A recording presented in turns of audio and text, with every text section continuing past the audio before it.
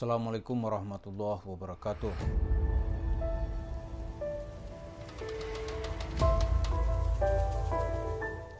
Para pemirsa, dalam bahasan kita kemarin telah kita bahas bagaimana Yusuf Mansur nggak bakal mendapat tiket untuk ke Senayan.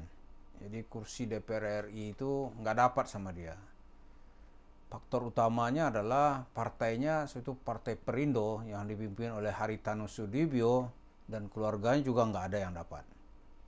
Karena partai itu dalam hitungan quick count sampai tanggal 15 Februari sore dengan penghitungan suara quick count sudah lebih dari 80%, suara Perindo hanya 2% kurang lah. Nanti nggak akan jauh berbeda dari itu dan hampir dapat kita pastikan dia nggak akan dapat tiket untuk ke Senayan.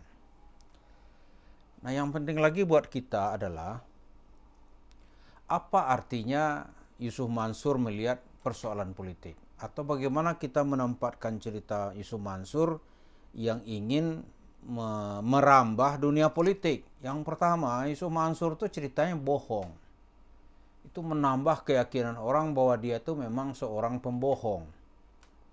Kalau dalam bahasa Arabnya ini, itu meyakinkan orang annahu abul kadzab, bapaknya pembohong. Kenapa gitu? Dia dulu kan cerita minta sama Allah dikasih oleh Allah, gitu kan? Sedekah aja cerita sedekah nih, orang kalau bisa orang sedekah tuh tiap orang 10 juta gitu. Dia mau nggak ketika sosialisasi ngasih duit ke konstituen dia itu 10 juta. Sekali ketemu 10 juta, mau nggak dia? Nggak mau. Kemudian bukti bohong berikutnya, ternyata urusan politik nggak bisa dengan cerita doa-doa. Doa aja lah, nggak ada. Sujud aja lah, nggak bisa. Orang dalam berpolitik itu, di kondisi perpolitikan di Indonesia ada dua modal yang harus dipenuhi. Yang pertama yang disebut dengan modal sosial ya. Modal sosial itu nama baik, popularitas, itu modal sosial. Kalau modal sosialnya baik, kemudian diikuti dengan modal finansial. Nah, sekarang ada contoh gitu. Komedian Komeng, ya kan? Komeng itu modal sosialnya baik. Ya, dengan modal foto sedikit spanduk dapat dia. Kenapa? Orang kenal.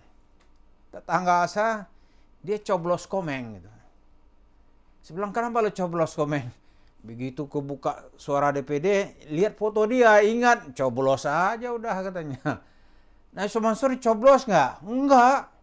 Kenapa? Orang kesal lihat dia. Modal sosialnya rusak. Dia dikenal sebagai penipu gitu. Dia orang nggak milih. Yang kedua, modal finansial juga nggak turun.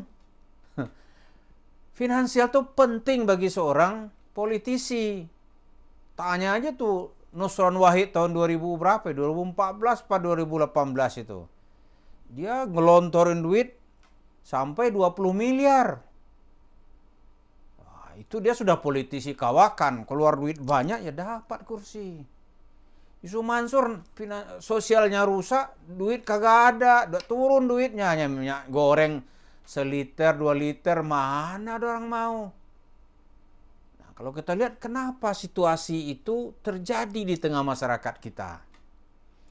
Menurut buku survei gitu, ini bisa kita lihat pemilih kita itu 40% ya, orang-orang masyarakat angkatan kerja atau orang dewasa kita ini itu hanya lulusan SD. Ya. Lulusan SD. Jadi kalau ada 50 juta angkatan kerja atau 50 juta. Ya, kalau pemilih kalau di Jakarta katakanlah pemilih itu ada 5 juta orang gitu. 5 juta orang itu kalau kita lihat 40%-nya itu pendidikannya SD. Kemudian yang masuk SMP itu 60% itu hanya sampai kelas 2 SMP, artinya putus sekolah gitu. Orang-orang begini ini dia nggak kenal yang lain, dia mengartikan pemilu itu sebagai pesta demokrasi. Orang pesta ya senang-senang gitu, dapat duit. Lah nggak dibagi duit, lu pesta apaan ini? Lupain mah dia nggak paham ideologi, dia nggak paham tuh doa lantas dapat gitu, nggak terbukti dia nggak mau.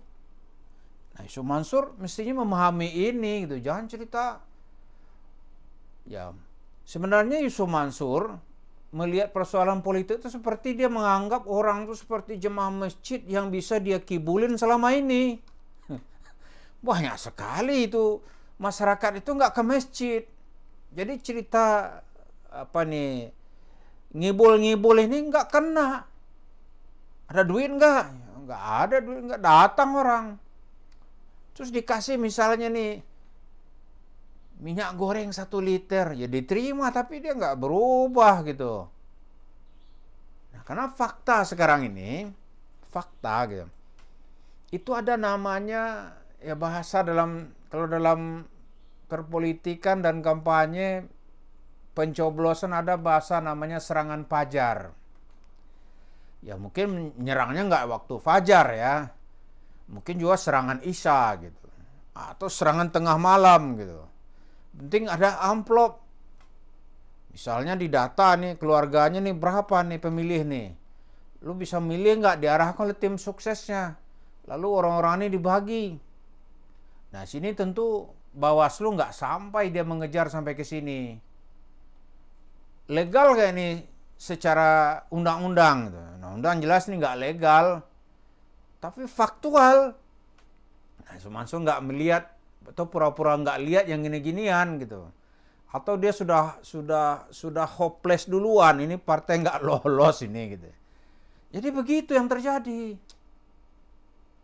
Jadi tanpa ada modal finansial nggak bisa. Kecuali dia modal sosialnya sangat kuat. Seperti Komeng tadi. Kalau di sebuah partai ada lagi artis. Artis itu dia dikenal oleh konstituen gitu. Ya dia keluar modal dikit-dikit lah. Tapi kalau dia tidak dikenal, dia harus kencang modal finansialnya. Kemudian ada citra dirinya yang baik gitu. Kalau citra dirinya hancur, orang nggak mau juga. Nggak mau gitu. Jadi inilah yang kita lihat serba-serbi yang dilupakan oleh Yusuf Mansur yang berharap bisa mengambil tiket ke Senayan, tapi dia menganggap dirinya itu sebagai orang yang bisa berkomunikasi dengan Tuhan, atau dia membahasakan cukup berdoa. Ternyata itu hanya sebuah ngibul-ngibul, bohong-bohong, karena yang dibohong ini jemaah masjid. Bisa dia. Tapi begitu masyarakat luas nggak mempan ilmunya gitu. Dan terbukti dalam pemilihan umum legislatif tahun 2024 ini dia mendapat zong gitu. Nggak dapat dia kursi. Jadi itu pelajaran bagi kita bersama, kebohongan itu kalau diuji dengan lapangan akan terbukti yang bohong itu benar sebuah kebohongan. Maka belajar dari kisah ini masyarakat makin sadar gitu. Orang-orang yang pernah membohongnya itu dia catat di alam bawah sadarnya. Dan Yusuf Mansur termasuk orang yang dia catat telah membohongi masyarakat dalam kurun waktu yang cukup lama. Maka di tanggal 14 Februari 2024 ini Yusuf Mansur dihukum oleh masyarakat dengan tidak memberikan suaranya kepadanya. Maka jadilah Yusuf Mansur sekarang ini tidak tahu harus berbicara apa lagi untuk menyelamatkan mukanya sebagai seorang tokoh, bahwa dia layak dipilih ternyata tidak dianggap oleh masyarakat. Bahkan masyarakat menempatkannya sebagai sampah yang harus dibuang dan harus dijauhi. Demikian, terima kasih. Assalamualaikum warahmatullahi wabarakatuh.